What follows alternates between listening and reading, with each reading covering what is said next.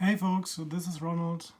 We are playing Dungeon Universalis, and because I've become a famous internet YouTube celebrity with about 65 subscribers to my channel, I've also become more and more professional with my videos. That's why I've going to use some special effects in my videos, and this is the reason the shield is lying down here, because this is the special effect for today. Don't expect any more of this. I've borrowed this from the kids because we are talking about shields today, and let's see how these work in Dungeon Universalis. And this will be the last video of the movement and actions and combat and whatever stuff you use for the real action on the board. There's a lot of more stuff you can learn for you can or have to learn for Dungeon Universalis if you want to play it out in the maximum way.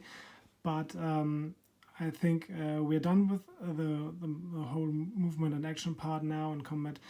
After we are done with the shields, and after that I'm going to record some other videos playing a dungeon, a whole dungeon scenario, and I want to make a video about the dark player and the ADP, the artificial dark player. But now let's focus on shields and start with that. And for the beginning, we will check some cards so we can see what shields are in Dungeon Universalis. So we have shields like this. These are usual normal equipment cards, like the weapons.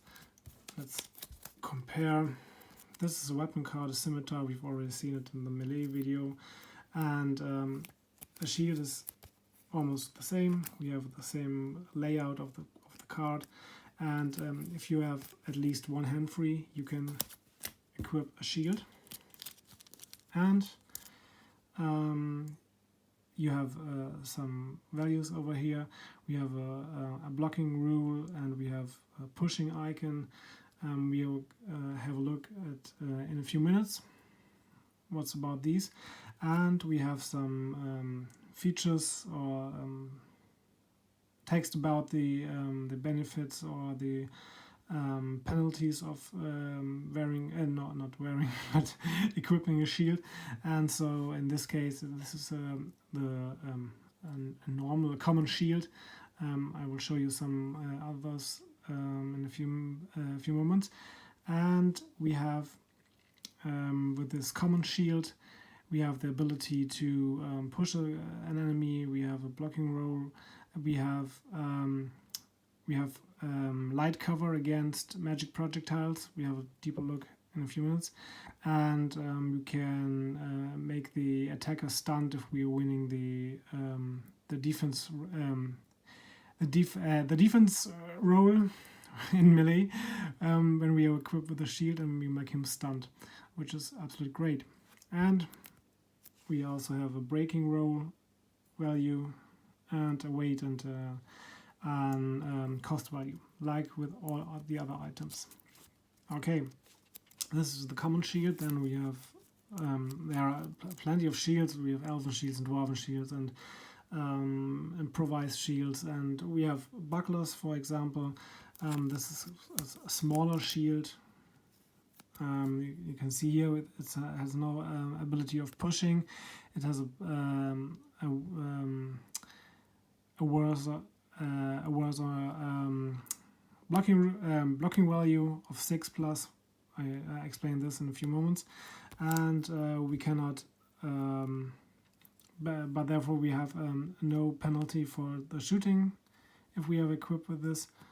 And yes, it can only be used against melee attacks, while this one also can be used against ranged attacks. And this one doesn't provide protection against magic attacks, not magic projectiles, to be really precise, whatever. Okay, and we have, of course, we have relics and magic items that can be shields too, like this diamond shield, which have a much better blocking value and more benefits in the text down here. Okay, so how does shields work? Let's set up our dungeon. We have a melee fighter over here, we have a ranged fighter here, we have a wizard, spellcaster, whatever here, and we have this fine barbarian equipped with a shield. And we place it over here. And we place him over here, and we make him, as you can see him. That's it. This guy is standing over there, and he's equipped with a shield. And now we are going to attack him. Shields are absolutely great in Dungeon Universalis. They are a blessing and a curse at the same time. A blessing because you can block the damage, you can make the whole attack of an enemy. Here's one. You can make it. Oh my God, I'm searching for the word. You can block the attack. Oh my God, I'm sorry. You can block the whole attack. If you're remembering this. Let's see, you make when you're going to attack a melee, you have an opposite roll. The attacker rolls his dice, the defender rolls his dice, and the higher result combined with the attack and the combat values show how who's winning the fight. So if he's going to attack him with this and these results, the black ones are for the dark player's characters. The dark player's character has won the roll, so he has defended with the normal fighting. But if the tables have turned, and now Croxos, so my attacker, my melee attacker warrior, has won the fight, then he will make damage against this guy. So he can roll for the damage. But he can avoid this because he is equipped with a shield. And if he's equipped with a shield, he will have the option to use it. He don't have to use it, but he can use it. And if he is going to use it, he will roll a d6. Let's see if I've got another one here. And on a result of 5 or higher, so 5 or 6, he will block the whole hit, and so he will prevent all the damage. The attack itself is so the hit is still successful. This is important because you can avoid all the damage by the attack, but you cannot avoid the status of getting knocked down by the attack. If you have already watched the video about damage and conditions, what you should have done before watching this, which makes it easier, you will see that rolling for the damage after a successful hit consists of 2 parts. So you roll for the damage, so for the wounds, the vitality loss, and you roll for the and you check the condition table if you make the enemy suffer more conditions, 1 or more conditions from the hit, like stunned or wounded, knocked down, and so this. The shield cannot prevent you from getting knocked down. This is because if you're fighting against this guy over here and he's attacking you, he will stomp you into the ground, he will knock you down. You cannot prevent this, but you can prevent the damage. Okay, so if you would have if this is why it's a curse, the shield. If you finally managed to hit this guy, you have used a fortune point in attacking him to get a better roll than your enemy. You are very happy. Oh yes, I've finally managed to hit him. Then this sucker's raising his shield, and everything is gone because he has rolled a 5 or a 6, and that's it. This is absolutely annoying, but it's a part of the game, and it's a good part of the game. This is the shield in melee, and it's almost the same thing around with the ranged attacks. So if she's shooting at him with her bow in a ranged attack, he can also use his shield in the same way to prevent all the damage dice to be rolled, to gain any damage if he rolls for the blocking value of his shield and exceed it, and then the damage is prevented. This is absolutely great. This there are some limitations. The first one on limitations or modifiers. If one of these guys, the range or the melee attack, will roll a 6 in their attack, so they're making a critical hit. Maybe they can roll a damage die more if they are going to make some damage. Please check the damage video about this. But if one of these guys are having a critical hit, the blocking value is increased by 1 for the critical hit. So default is you need a 5+ for having a successful block with this shield. So if the attacker has a 6 in his attacking roll in his hit, then you need a 6 to prevent the damage. This is for the melee fighters, and this is for the ranged fighters. And if you have a double critical, a double 6, then the shield cannot be used to block this. It's unblockable, meaningless which shield you are using. Maybe there are shields, magic shields, that override this rule. I don't know. I absolutely don't know. This is just a thought I'm having in the moment. But so the general rules are you cannot block a double critical hit.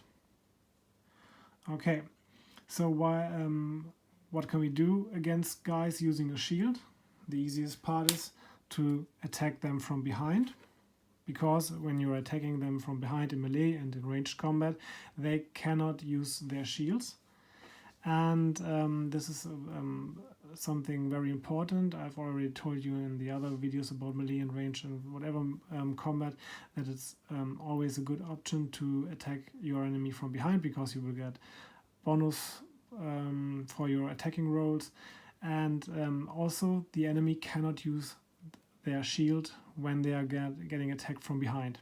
So, but please watch the videos about range and melee and so how do you make an attack from behind. It's not only because the facing is from the back, but you have to start your activation in this back and blah blah blah.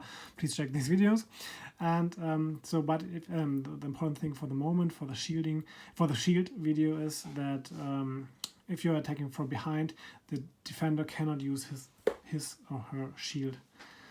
And this is very important in the practice, because you have often the opportunity to attack an enemy from behind if you're placing your heroes or your mercenaries or whoever in a smart way. And so do this, let them run around the enemies to benefit from this. Okay, we have talked about melee, we have talked about the ranged guys, but there's still the nice wizard over here. And in this case, the magical combat is a bit not like the ranged and the melee combat, because shields against magical projectiles, and this is the thing we are talking about, because the other spells like damage are going directly making damage, so they are not projectiles. And the magic projectile spells, like maybe once again, we have seen this in the magic videos. Please check the magic videos. I've made 2 of them, and they need some attention. We have the ice arrows. They are magic projectiles, so they are like arrows, some kind magic arrows. You can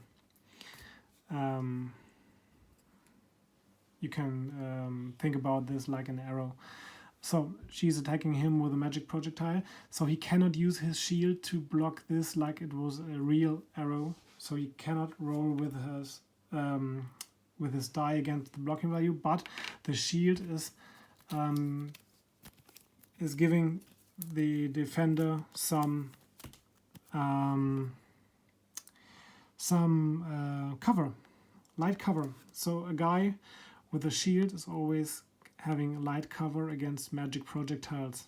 If he's not going to be attacked from behind, but from the front, you have always light cover. So if you have light cover, the attacker will roll 1 damage die less when it's going to roll the dice for the damage.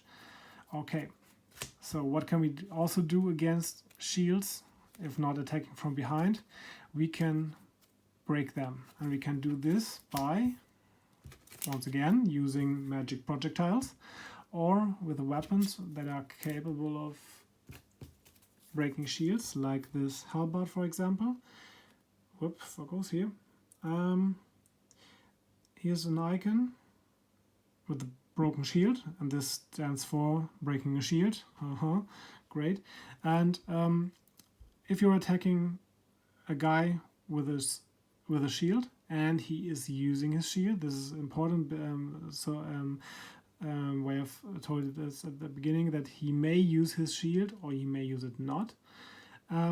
If he's using his shield, he can use it for the blocking roll, and in that case, if you have a shield breaking weapon, you can try to break his weapon. So for this, you have he has to roll. Where's the shield card? So after a successful hit by a shield breaking weapon, or by using it as a cover for magic projectiles, the defender has to make a breaking roll, and if on a 1 or 2 the shield is broken and useless, and you can throw it away and never use it again.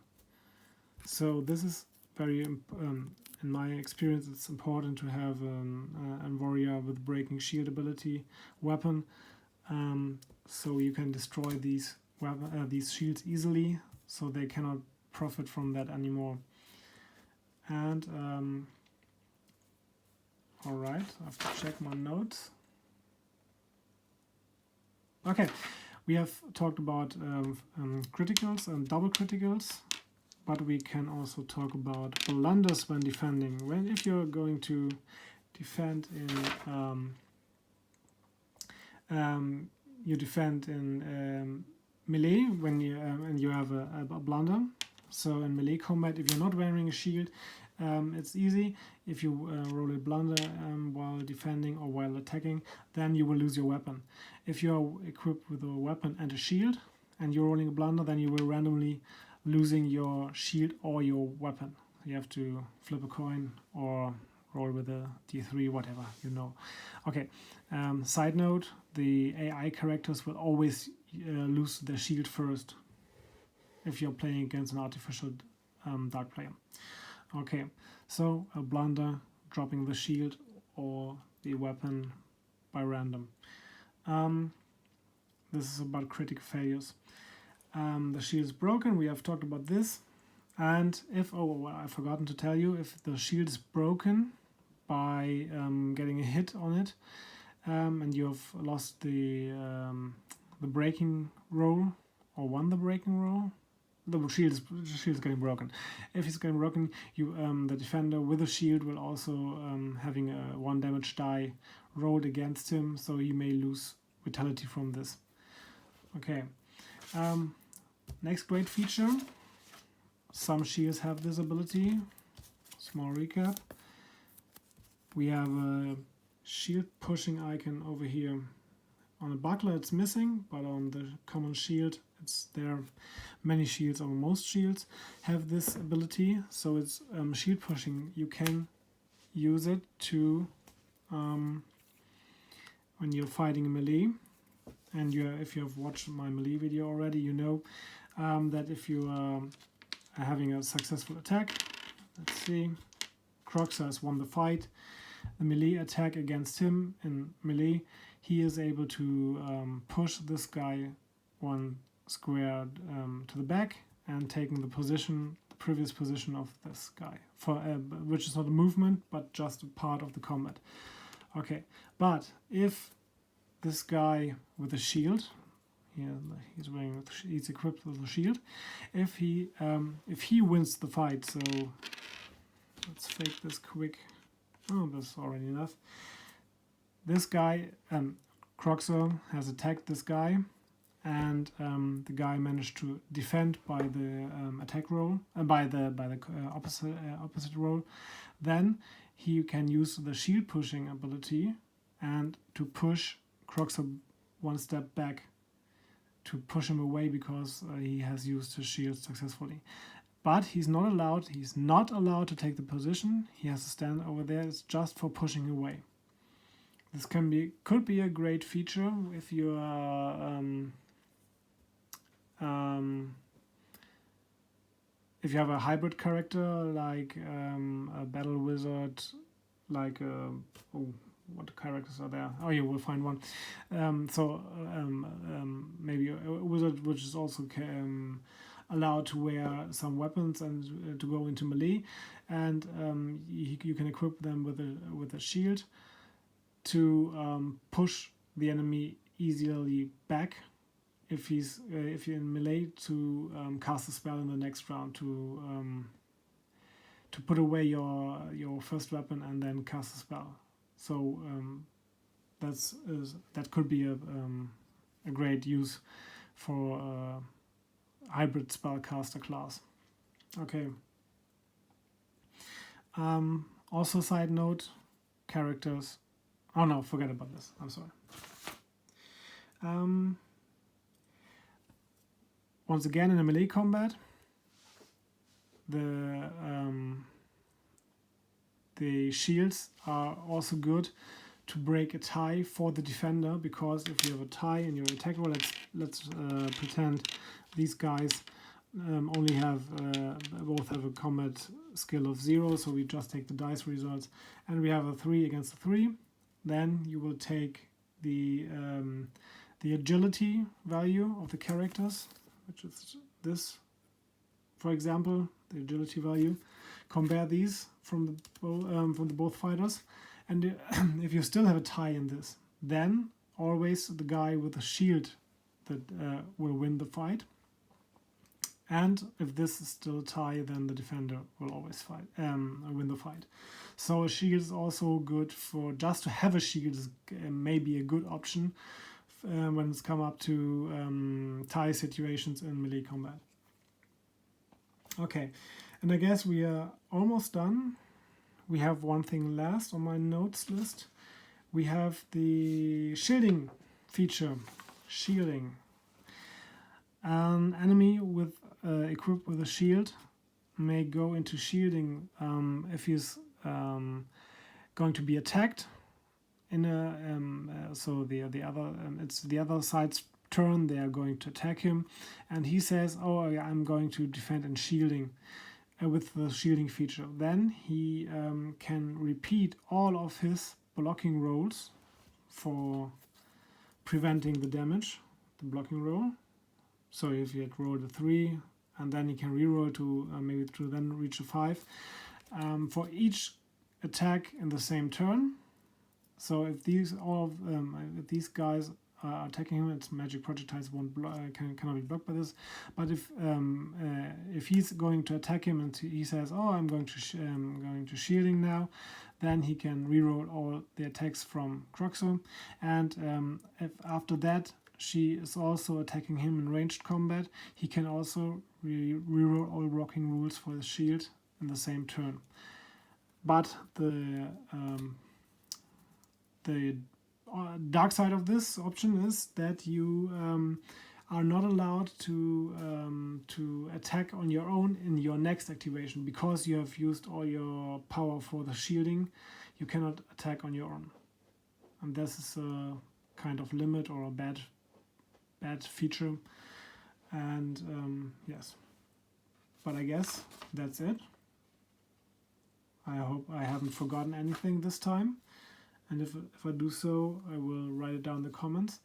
And yeah, we are done for now. Thanks for your attention. The next time we'll talk about the Dark Player. I've already prepared some card stuff for this. and found picked out some cards I wanted to show you. And yes, I hope you will come back again. Subscribe to the channel if you're a new watcher and you like what you see. And if you don't like what you see, please rate this video down. But please rate it up if you liked it, so I can see and have a feeling if my videos are helpful and you like them, so if I can see if I'm making my job good or not. And that's it for the moment. Thank you again. Bye.